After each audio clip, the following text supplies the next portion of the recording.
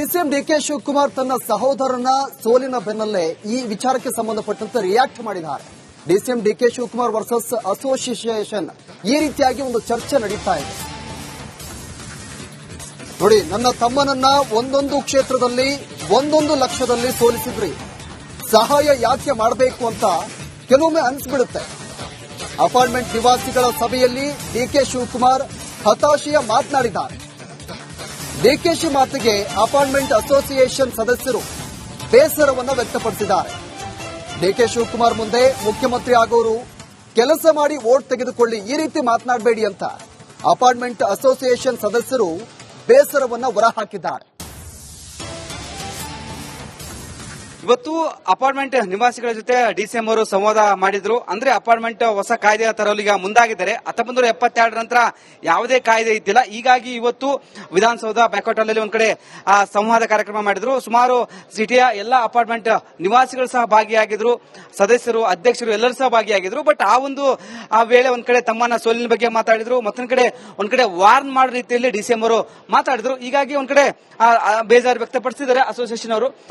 ಮಾತಾಡೋ ವೇಳೆ ಒಂದ್ ಕಡೆ ತಮ್ಮನ್ನ ಸೋಲಿಸಿದ್ರಿ ನೀವು, ನಿಮ್ಗೆ ಯಾಕೆ ಸಹಾಯ ಮಾಡಬೇಕು? ಮತ್ತೊಂದ್ ಕಡೆ ಯಾರೋ ಒಂದ್ ಲೆಟರ್ ಬರ್ದಿರ್ತಾರೆ, ಎದರಿಕೆ ಬದರಿಕೆ ಜಗ್ಗಲ್ಲ ಬಗ್ಗಲ್ಲ ಅಂತ ಒಂದ್ ಕಡೆ ಹೇಳಿಕೆ ನೀಡಿದ್ರು. ನಾನು ಅದನ್ನ ಅಬ್ಸರ್ವ್ ಮಾಡಿದೆ. ನಮ್ಮ ಮನೆ ಉಪಮುಖ್ಯಮಂತ್ರಿ ಅವರು ನಮಗೆ ವೋಟು ಪರ್ಸೆಂಟೇಜ್ ಜಾಸ್ತಿ ಬಂದಿಲ್ಲ ಅನ್ನೋಂಥ ವಿಚಾರವನ್ನ ಹೇಳಿದ್ರು.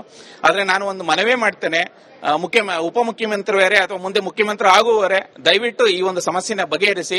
ಜನ ಕೆಲಸ ಮಾಡೋರಿಗೆ ವೋಟನ್ನ ಆಕೆ ಹಾಕ್ತಾರೆ ಅನ್ನೋ ಒಂದು ಭರವಸೆ ನಾವು ನಿಮಗೆ ಕೊಡ್ತೇವೆ. ಕೆಲಸ ಮಾಡಿ ವೋಟ್ ತಗೊಳ್ಳಿ. ನಾವು ಟ್ಯಾಕ್ಸ್ ಅನ್ನ ಕಟ್ತಾ ಇದ್ದೇವೆ, ನಾವೆಲ್ಲರೂ ಟ್ಯಾಕ್ಸ್ ಪೇಯರ್ಸ್. ಪ್ರಾಪರ್ಟಿ ಟ್ಯಾಕ್ಸ್ ಕಟ್ತೇವೆ, ಇನ್ಕಮ್ ಟ್ಯಾಕ್ಸ್ ಕಟ್ತೇವೆ, GST ಕಟ್ತೇವೆ. ಎಲ್ಲಾನು ಕಟ್ಟು ಸಹ ನಮ್ಮ ಹಕ್ಕನ್ನ ನಾವು ಕೇಳ್ತಾ ಇದ್ದೇವೆ. ನಿಮ್ಮ ಕೆಲಸ ಮಾಡಿ, ಖಂಡಿತ ಕೆಲಸವನ್ನ ರೆಕಗ್ನೈಸ್ ಮಾಡುವಂತ ಜನ ನಮ್ಮ ದೇಶದಲ್ಲಿದ್ದಾರೆ, ನಮ್ಮ ರಾಜ್ಯದಲ್ಲಿದ್ದಾರೆ. ಆದ್ರೆ ಕೆಲಸ ಮಾಡದಲೇ ಕೊಡಿ ಅಂತಂದ್ರೆ ಜನ ಸ್ವಲ್ಪ ಹಿಂದೆ ಮುಂದೆ ನೋಡ್ತಾರೆ. ದಯವಿಟ್ಟು ನಾವು ಕೇಳೋದೇನಂದ್ರೆ ನಮ್ಮ ಹಕ್ಕನ್ನ ನಮಗೆ ಕೊಡಿ. ಟ್ಯಾಕ್ಸ್ ಪೇಯರ್ಸ್ಗೆ ಮತ್ತೆ ಹೋಮ್ ಬೈಯರ್ಸ್ಗೆ ಅವರ ಹಕ್ಕನ್ನ ಕೊಡಿ. ಅವಾಗ ಜನ ನಿಜವಾಗ್ಲೂ ಸಹ ನಿಮ್ಮನ್ನ ಮನ್ನಣೆ ಮಾಡ್ತಾರೆ. ಹಾಗೆ ಉಪಮುಖ್ಯಮಂತ್ರಿಗಳು ಮಾತು ಹೇಳಿದ್ರು, ನಾವು ಇಲ್ಲಿ ರಾಜಕೀಯ ಮಾಡಕ್ ಬಂದಿಲ್ಲ, ನಾವು ನಿಮ್ಮ ಸಮಸ್ಯೆಯನ್ನ ಬಗೆಹರಿಸ್ತೀವಿ ಅಂತ ಹೇಳಿದ್ದಾರೆ. ಆ ಒಂದು ಭರವಸೆಯನ್ನ ನಾವು ಸಹ ಕರ್ನಾಟಕ ಹೋಮ್ ಬೈಯರ್ಸ್ ಫೋರಂ ಇಂದ ಇಟ್ಕೊಂಡು ನಾವು ಅವ್ರನ್ನ ಈ ನಿರೀಕ್ಷೆಯಲ್ಲಿ ಇದ್ದೇವೆ. ಮತ್ತೆ ಸರ್ಕಾರ ಜೊತೆ ಕೆಲಸವನ್ನ ಮಾಡ್ಲಿಕ್ಕೂ ಸಹ ನಾವು ತಯಾರಿದ್ದೇವೆ. ಧನ್ಯವಾದಗಳು. ಇದಿಷ್ಟು ಅಪಾರ್ಟ್ಮೆಂಟ್ ನಿವಾಸಿಗಳ ಮಾತಾಗಿತ್ತು. ಕ್ಯಾಮರಾ ಪರ್ಸನ್ ರಘು ಜೊತೆ Veeresh, Republic Kannada, Bengaluru. DCM DK Shivakumar ತನ್ನ ಸಹೋದರನ ಸೋಲಿನ ಬೆನ್ನಲ್ಲೇ ಈ ವಿಚಾರಕ್ಕೆ ಸಂಬಂಧಪಟ್ಟಂತೆ ರಿಯಾಕ್ಟ್ ಮಾಡಿದ್ದಾರೆ. DCM DK Shivakumar versus association ಈ ರೀತಿಯಾಗಿ ಒಂದು ಚರ್ಚೆ ನಡೀತಾ ಇದೆ. ನೋಡಿ, ನನ್ನ ತಮ್ಮನನ್ನ ಒಂದೊಂದು ಕ್ಷೇತ್ರದಲ್ಲಿ 1 ಲಕ್ಷದಲ್ಲಿ ಸೋಲಿಸಿದ್ರಿ, ಸಹಾಯ ಯಾಕೆ ಮಾಡಬೇಕು ಅಂತ ಕೆಲವೊಮ್ಮೆ ಅನಿಸ್ಬಿಡುತ್ತೆ. ಅಪಾರ್ಟ್ಮೆಂಟ್ ನಿವಾಸಿಗಳ ಸಭೆಯಲ್ಲಿ ಡಿಕೆ ಶಿವಕುಮಾರ್ ಹತಾಶೆಯ ಮಾತನಾಡಿದ್ದಾರೆ. ಡಿಕೆಶಿ ಮಾತಿಗೆ ಅಪಾರ್ಟ್ಮೆಂಟ್ ಅಸೋಸಿಯೇಷನ್ ಸದಸ್ಯರು ಬೇಸರವನ್ನು ವ್ಯಕ್ತಪಡಿಸಿದ್ದಾರೆ. ಡಿಕೆ ಶಿವಕುಮಾರ್ ಮುಂದೆ ಮುಖ್ಯಮಂತ್ರಿ ಆಗೋರು ಕೆಲಸ ಮಾಡಿ ವೋಟ್ ತೆಗೆದುಕೊಳ್ಳಿ, ಈ ರೀತಿ ಮಾತನಾಡಬೇಡಿ ಅಂತ ಅಪಾರ್ಟ್ಮೆಂಟ್ ಅಸೋಸಿಯೇಷನ್ ಸದಸ್ಯರು ಬೇಸರವನ್ನು ಹೊರಹಾಕಿದ್ದಾರೆ. ಇವತ್ತು ಅಪಾರ್ಟ್ಮೆಂಟ್ ನಿವಾಸಿಗಳ ಜೊತೆ ಡಿಸಿಎಂ ಅವರು ಸಂವಾದ ಮಾಡಿದ್ರು. ಅಂದ್ರೆ ಅಪಾರ್ಟ್ಮೆಂಟ್ ಹೊಸ ಕಾಯ್ದೆ ತರಲು ಈಗ ಮುಂದಾಗಿದ್ದಾರೆ. 1972 ನಂತರ ಯಾವುದೇ ಕಾಯ್ದೆ ಇದ್ದಿಲ್ಲ. ಹೀಗಾಗಿ ಇವತ್ತು ವಿಧಾನಸೌಧ ಬ್ಯಾಂಕ್ವೆಟ್ ಹಾಲ್ ಅಲ್ಲಿ ಒಂದ್ ಕಡೆ ಸಂವಾದ ಕಾರ್ಯಕ್ರಮ ಮಾಡಿದ್ರು. ಸುಮಾರು ಸಿಟಿಯ ಎಲ್ಲ ಅಪಾರ್ಟ್ಮೆಂಟ್ ನಿವಾಸಿಗಳು ಸಹ ಭಾಗಿಯಾಗಿದ್ರು, ಸದಸ್ಯರು, ಅಧ್ಯಕ್ಷರು ಎಲ್ಲರೂ ಸಹ ಭಾಗಿಯಾಗಿದ್ರು. ಬಟ್ ಆ ವೇಳೆ ಒಂದ್ ಕಡೆ ತಮ್ಮನ್ನ ಸೋಲಿನ ಬಗ್ಗೆ ಮಾತಾಡಿದ್ರು, ಮತ್ತೊಂದ್ ಕಡೆ ವಾರ್ನ್ ಮಾಡೋ ರೀತಿಯಲ್ಲಿ ಡಿಸಿಎಂ ಅವರು ಮಾತಾಡಿದ್ರು. ಹೀಗಾಗಿ ಒಂದ್ ಕಡೆ ಬೇಜಾರು ವ್ಯಕ್ತಪಡಿಸಿದ್ದಾರೆ ಅಸೋಸಿಯೇಷನ್ ಅವರು. ಮಾತಾಡೋ ವೇಳೆ ಒಂದ್ ಕಡೆ ತಮ್ಮನ್ನ ಸೋಲಿಸಿದ್ರಿ ನೀವು, ನಿಮ್ಗೆ ಯಾಕೆ ಸಹಾಯ ಮಾಡಬೇಕು? ಮತ್ತೊಂದ್ ಕಡೆ ಯಾರೋ ಒಂದ್ ಲೆಟರ್ ಬರ್ದಿರ್ತಾರೆ, ಎದರಿಕೆ ಬದರಿಕೆ ಜಗ್ಗಲ್ಲ ಬಗ್ಗಲ್ಲ ಅಂತ ಒಂದ್ ಕಡೆ ಹೇಳಿಕೆ ನೀಡಿದ್ರು. ನಾನು ಅದನ್ನ ಅಬ್ಸರ್ವ್ ಮಾಡಿದೆ. ನಮ್ಮ ಮನೆ ಉಪಮುಖ್ಯಮಂತ್ರಿ ಅವರು ನಮಗೆ ವೋಟು ಪರ್ಸೆಂಟೇಜ್ ಜಾಸ್ತಿ ಬಂದಿಲ್ಲ ಅನ್ನೋಂಥ ವಿಚಾರವನ್ನ ಹೇಳಿದ್ರು. ಆದ್ರೆ ನಾನು ಒಂದು ಮನವಿ ಮಾಡ್ತೇನೆ, ಉಪಮುಖ್ಯಮಂತ್ರಿಯವರೇ ಅಥವಾ ಮುಂದೆ ಮುಖ್ಯಮಂತ್ರಿ ಆಗುವವರೇ, ದಯವಿಟ್ಟು ಈ ಒಂದು ಸಮಸ್ಯೆನ ಬಗೆಹರಿಸಿ. ಜನ ಕೆಲಸ ಮಾಡೋರಿಗೆ ವೋಟನ್ನ ಆಕೆ ಹಾಕ್ತಾರೆ ಅನ್ನೋ ಒಂದು ಭರವಸೆ ನಾವು ನಿಮಗೆ ಕೊಡ್ತೇವೆ. ಕೆಲಸ ಮಾಡಿ ವೋಟ್ ತಗೊಳ್ಳಿ. ನಾವು ಟ್ಯಾಕ್ಸ್ ಅನ್ನ ಕಟ್ತಾ ಇದ್ದೇವೆ, ನಾವೆಲ್ಲರೂ ಟ್ಯಾಕ್ಸ್ ಪೇಯರ್ಸ್. ಪ್ರಾಪರ್ಟಿ ಟ್ಯಾಕ್ಸ್ ಕಟ್ತೇವೆ, ಇನ್ಕಮ್ ಟ್ಯಾಕ್ಸ್ ಕಟ್ತೇವೆ, GST ಕಟ್ತೇವೆ. ಎಲ್ಲಾನು ಕಟ್ಟು ಸಹ ನಮ್ಮ ಹಕ್ಕನ್ನ ನಾವು ಕೇಳ್ತಾ ಇದ್ದೇವೆ. ನಿಮ್ಮ ಕೆಲಸ ಮಾಡಿ, ಖಂಡಿತ ಕೆಲಸವನ್ನ ರೆಕಗ್ನೈಸ್ ಮಾಡುವಂತ ಜನ ನಮ್ಮ ದೇಶದಲ್ಲಿದ್ದಾರೆ, ನಮ್ಮ ರಾಜ್ಯದಲ್ಲಿದ್ದಾರೆ. ಆದ್ರೆ ಕೆಲಸ ಮಾಡದಲೇ ಕೊಡಿ ಅಂತಂದ್ರೆ ಜನ ಸ್ವಲ್ಪ ಹಿಂದೆ ಮುಂದೆ ನೋಡ್ತಾರೆ. ದಯವಿಟ್ಟು ನಾವು ಕೇಳೋದೇನಂದ್ರೆ ನಮ್ಮ ಹಕ್ಕನ್ನ ನಮಗೆ ಕೊಡಿ. ಟ್ಯಾಕ್ಸ್ ಪೇಯರ್ಸ್ಗೆ ಮತ್ತೆ ಹೋಮ್ ಬೈಯರ್ಸ್ಗೆ ಅವರ ಹಕ್ಕನ್ನ ಕೊಡಿ. ಅವಾಗ ಜನ ನಿಜವಾಗ್ಲೂ ಸಹ ನಿಮ್ಮನ್ನ ಮನ್ನಣೆ ಮಾಡ್ತಾರೆ.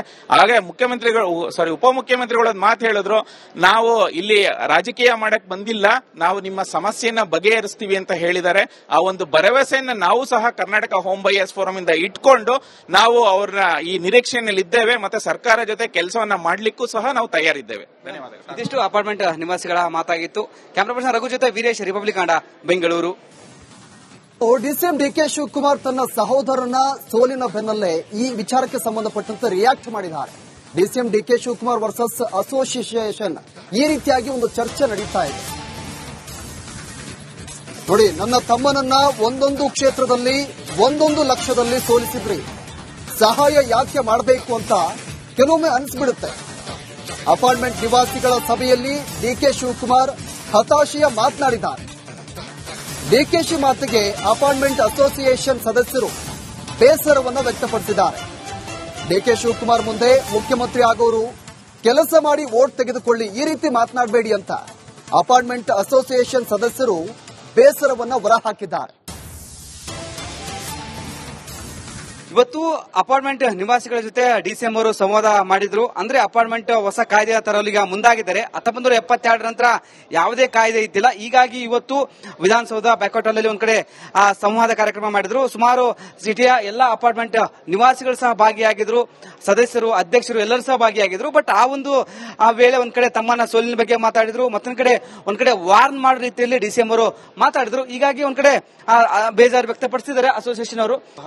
ಮಾತಾಡೋ ವೇಳೆ ಒಂದ್ ಕಡೆ ತಮ್ಮನ್ನ ಸೋಲಿಸಿದ್ರಿ ನೀವು, ನಿಮ್ಗೆ ಯಾಕೆ ಸಹಾಯ ಮಾಡಬೇಕು, ಮತ್ತೊಂದ್ ಕಡೆ ಯಾರೋ ಒಂದ್ ಲೆಟರ್ ಬರೆದಿರ್ತಾರೆ, ಎದರಿಕೆ ಬದರಿಕೆನೆ ಜಗ್ಗಲ್ಲ ಬಗ್ಗಲ್ಲ ಅಂತ ಒಂದ್ ಕಡೆ ಹೇಳಿಕೆ ನೀಡಿದ್ರು. ನಾನು ಅದನ್ನ ಅಬ್ಸರ್ವ್ ಮಾಡಿದೆ. ನಮ್ಮ ಮಾನ್ಯ ಉಪಮುಖ್ಯಮಂತ್ರಿ ಅವರು ನಮಗೆ ಓಟು ಪರ್ಸೆಂಟೇಜ್ ಜಾಸ್ತಿ ಬಂದಿಲ್ಲ ಅನ್ನುವಂತ ವಿಚಾರವನ್ನ ಹೇಳಿದ್ರು. ಆದ್ರೆ ನಾನು ಒಂದು ಮನವಿ ಮಾಡ್ತೇನೆ, ಉಪಮುಖ್ಯಮಂತ್ರಿಯವರೇ ಅಥವಾ ಮುಂದೆ ಮುಖ್ಯಮಂತ್ರಿ ಆಗುವವರೇ, ದಯವಿಟ್ಟು ಈ ಒಂದು ಸಮಸ್ಯೆನ ಬಗೆಹರಿಸಿ. ಜನ ಕೆಲಸ ಮಾಡೋರಿಗೆ ಓಟನ್ನ ಆಕೆ ಹಾಕ್ತಾರೆ ಅನ್ನೋ ಒಂದು ಭರವಸೆ ನಾವು ನಿಮಗೆ ಕೊಡ್ತೇವೆ. ಕೆಲಸ ಮಾಡಿ ಓಟ್ ತಗೊಳ್ಳಿ. ನಾವು ಟ್ಯಾಕ್ಸ್ ಅನ್ನ ಕಟ್ತಾ ಇದ್ದೇವೆ, ನಾವೆಲ್ಲರೂ ಟ್ಯಾಕ್ಸ್ ಪೇಯರ್ಸ್. ಪ್ರಾಪರ್ಟಿ ಟ್ಯಾಕ್ಸ್ ಕಟ್ತೇವೆ, ಇನ್ಕಮ್ ಟ್ಯಾಕ್ಸ್ ಕಟ್ತೇವೆ, GST ಕಟ್ತೇವೆ. ಎಲ್ಲಾನು ಕಟ್ಟು ಸಹ ನಮ್ಮ ಹಕ್ಕನ್ನ ನಾವು ಕೇಳ್ತಾ ಇದ್ದೇವೆ. ನಿಮ್ಮ ಕೆಲಸ ಮಾಡಿ, ಖಂಡಿತ ಕೆಲಸವನ್ನ ರೆಕಗ್ನೈಸ್ ಮಾಡುವಂತ ಜನ ನಮ್ಮ ದೇಶದಲ್ಲಿದ್ದಾರೆ, ನಮ್ಮ ರಾಜ್ಯದಲ್ಲಿದ್ದಾರೆ. ಆದ್ರೆ ಕೆಲಸ ಮಾಡದಲೇ ಕೊಡಿ ಅಂತಂದ್ರೆ ಜನ ಸ್ವಲ್ಪ ಹಿಂದೆ ಮುಂದೆ ನೋಡ್ತಾರೆ. ದಯವಿಟ್ಟು ನಾವು ಕೇಳೋದೇನಂದ್ರೆ ನಮ್ಮ ಹಕ್ಕನ್ನ ನಮಗೆ ಕೊಡಿ. ಟ್ಯಾಕ್ಸ್ ಪೇಯರ್ಸ್ಗೆ ಮತ್ತೆ ಹೋಮ್ ಬೈಯರ್ಸ್ಗೆ ಅವರ ಹಕ್ಕನ್ನ ಕೊಡಿ. ಅವಾಗ ಜನ ನಿಜವಾಗ್ಲೂ ಸಹ ನಿಮ್ಮನ್ನ ಮನ್ನಣೆ ಮಾಡ್ತಾರೆ. ಹಾಗೆ ಉಪಮುಖ್ಯಮಂತ್ರಿಗಳು ಒಂದು ಮಾತು ಹೇಳಿದ್ರು, ನಾವು ಇಲ್ಲಿ ರಾಜಕೀಯ ಮಾಡಕ್ ಬಂದಿಲ್ಲ, ನಾವು ನಿಮ್ಮ ಸಮಸ್ಯೆನ ಬಗೆಹರಿಸ್ತೀವಿ ಅಂತ ಹೇಳಿದ್ದಾರೆ.